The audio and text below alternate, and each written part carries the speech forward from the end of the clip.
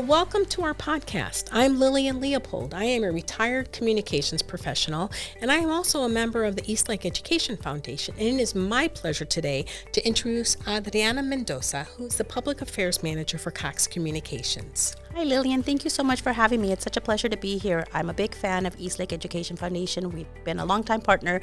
We usually always have a board member that serves on behalf of Cox because it's such a great organization. Thank you. And today we're going to talk about what Cox does to keep all of us connected. And so one of our first questions is Cox has many ways you support local education in the Eastlake community specifically, especially with how you've partnered with schools to help bridge the digital divide. Can you tell us a little bit about that? Yes, at Cox, we are very committed to education. As a technology company, we like to leverage our expertise and resources to bring connectivity to students in their homes and in their school through our fiber-powered network and just through our different expertise. One of the things that we have done is in 2012, we piloted a program called Connect to Compete, which is a low-cost internet service for low-income families. It's $9.95 per month, and it allows families that have kids in K through 12 to have internet access in the home. In addition to the internet, we also partner with device partners that allow families to get low-cost devices in the home because we know that it's important to have a device to go along with the internet. So we are very committed to that. We work with lots of other partners to ensure that we're working to bring resources to the community. Particularly in Eastlake, we have a safety expert, John Moffitt, that has brought presentations to schools, and we'll be doing that again soon. And on the device aspect, I know that that's really important because I think you were saying that Cox was like one of the only providers that partnered with somebody who could provide devices. Yes, especially during the pandemic, we signed up right away to be one of the internet service providers to provide the Affordable Connectivity Program, which was a program that was funded through the federal government. Through that program, there was an option to have a device component. Cox was the only one in California that provided that option. So anyone that signed up for the Affordable Connectivity Program could also get a device credit for $100, and we partner with Computers to Kids to be able to provide those devices to the families. So I understand now that the federal program, the Affordable Connectivity Program, the ACP, that a lot of people know of, has discontinued. So what happens now moving forward? Yes, unfortunately, that program was funded through the federal government. And while that funding has not been reauthorized as of now, and the program is pretty much winding down, Cox continues to be committed to bridging the digital divide through programs like Connect to Compete that I mentioned previously. And, during that pandemic, we also created a new program called Connect Assist for families that don't have kids in the home but are also still low income and should have an affordable program option. So we continue to fight to provide those resources and low cost programs to families. We recently also launched Cox Mobile, so our internet customers can also have our very affordable mobile service in the home as well. It's crazy that you really can't do anything if you don't have a smart device or if you don't have a computer. You can't access your health care. You can't access Social Security. You can't access military benefits without a device. And we know that there are so many people who are especially lower income in the military that can't afford it. So it's good to know that Cox is able to assist them in multiple ways to get that. You couldn't have said it better. I mean, we know that it's very important for kids to have, internet in the home so they can do their homework and, apply for scholarships and so forth. But it's important for the whole family because internet is not a luxury anymore. It's definitely a necessity. And like you mentioned, it's used for so many things and it brings just so much value once you have it.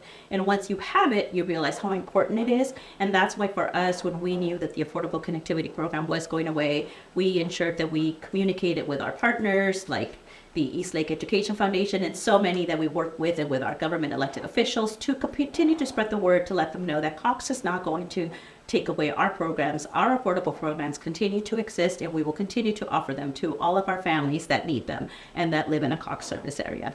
That is very reassuring for sure. And so speaking of which, since there are so many people who are connected to devices, we know that security is really important. So how does Cox partner with schools, parents, and the community to help keep kids safe online and have access to technology and the internet as technology continually evolves? We know that it's important to have connectivity like you and I just touched on, but it's also important to be safe online. And that's a commitment that's really important to Cox and that we take very seriously. We offer a Cox Digital Academy that's free online and anybody can access it. You don't have to be a Cox customer, but it does offer lots of resources from basic digital literacy courses. It has financial components. It has educational games. It has a lot of resources for kids, for educators, for families. You can go online to this website. It's on our website. It's free. And you can, access all the many components and take the modules and take the classes. Simple things as how do I set up an email to a little bit more complex, to keeping your kids safe online through the common apps that kids like to use nowadays. It gives you those recommendations and tips. But beyond that, like I mentioned earlier, we do also partner with a safety expert, John Moffitt, and he goes around to a lot of schools and partners that we work with to provide hands-on presentations to go in a little bit deeper to ensure that families know. And we like to tie in the mobile safety as well, because while we know that kids are using their computers and laptops at home, we also know that most of them are using their phones, and on their phone they can access so many things. We recently launched a mobile safety survey, which is available on our website, and I'm sure we'll share the link and you can go in deeper. But it does show some really important and alarming information of that parents do say that a lot of the times when they check, their kids are sharing their location or they're sharing information that sadly can get in the wrong hands, can be dangerous. While we don't want people to be afraid of having internet access because it's very important, we just want to ensure that they know that you can do it safely. Well, and I think it's really important too, from teens all the way to seniors. We've seen many stories about how seniors have been, their bank accounts have been compromised. They get text messages. I mean, I literally got 3 text messages today from people, I don't know who they are, and they're like, hey, get your application and put this in here. And it's like, I don't know who you are, so I automatically delete it. If I see a phone number I don't recognize, I automatically delete it. But people, I think, are so trusting when they see something come through their phone. It's like, well, they must know who I am, right? Or if you're on social media and somehow they're able to triangulate all that information between your social media and your phone. And so, and this library, are they videos or are they? Yes, there's different modules and videos, and we congregate all this information from all the main providers that are already doing this, and we put it in one spot that's easy for people to access, and it's free. But it gives you just really important tips and information on how to do that so that you are safe. Because to your point, unfortunately, scammers are getting savvier by the day, and when they send you things that look very legitimate, and when you're newer to the internet, you're not as savvy, you might fall for those scams, unfortunately. So we try to make sure that we're empowering folks to know how to go online and find these resources so they can keep themselves safe. You mentioned it. Another one really important one is seniors, because we also know that they are a demographic that really suffered without connectivity, particularly during COVID. So we know that a lot of them were able to get online through the Affordable Connectivity Program. Hopefully a lot of them are continuing to stay on now that there's still affordable programs, because it really made a difference in their life. It helped them to stay connected to family, getting them, access to their doctors, but they are sadly a vulnerable community because sometimes they're not as savvy. So we encourage them to go online, to make sure that they're putting antivirus software, that they're doing all of the things that they need to do to keep safe. Again, it could be scary if you don't know how to use it, but there's a lot of tools and resources that are free that will help you navigate through that so that you can be online safely. And a lot of time is you don't know what you don't know. Exactly. And we want people to also know that there's nothing wrong with asking, hey, I do want it, but I'm scared. Don't let that prevent you from getting internet, because the pros really outweigh the cons. You just have to do it safely. And once you do know how to navigate safely, there's just so much that you can benefit from having connectivity in the home. So Cox recently celebrated its 34, that's hard to believe, anniversary of Cox Presents Salute to Teachers, where you recognize some of our local teachers. Can you tell us a little bit more? Absolutely. Like I mentioned before, Cox is incredibly committed to education. Our founder was a school teacher way back when, and so that's something that's just ingrained in the culture and the values of Cox. And so every year for 34 years, like you mentioned, we partner with the County Office of Education to highlight and showcase and celebrate teachers. They are so important, and we want to make sure that they know that they're valued and that they're thanked. We had a big celebration where all of the nominees from the districts across the county came and celebrated, and most of them will go on to be, nominees for the County Teacher of the Year.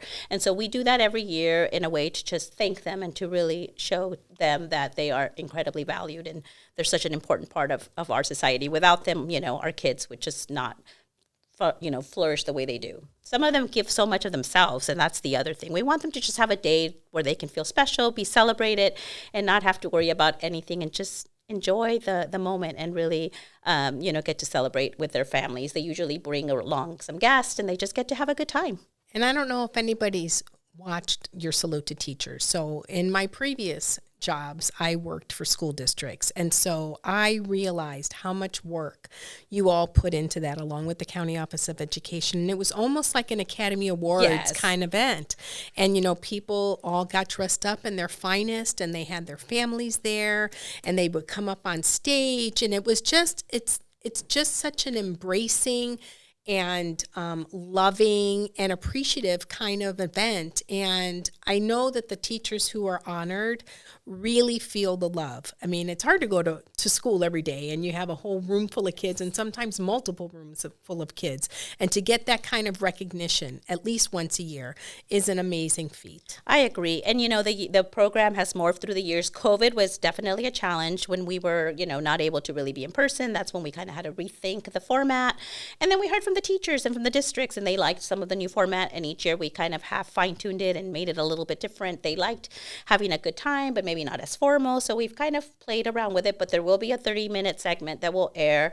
I hope everyone tunes in to see the celebration and to just see the teachers that will be recognized. And it's so fun to watch those little snippets. And I know that Cox must take a lot of time, and the county office take a lot of time to go in and videotape those teachers in their element, what they work with all day long, and their students, and just to see the caring and the love and the dedication that these teachers have. And so it's so very nice that Cox recognizes them. Thank you so much. It's something that we really, it's one of our favorite things of the year to do.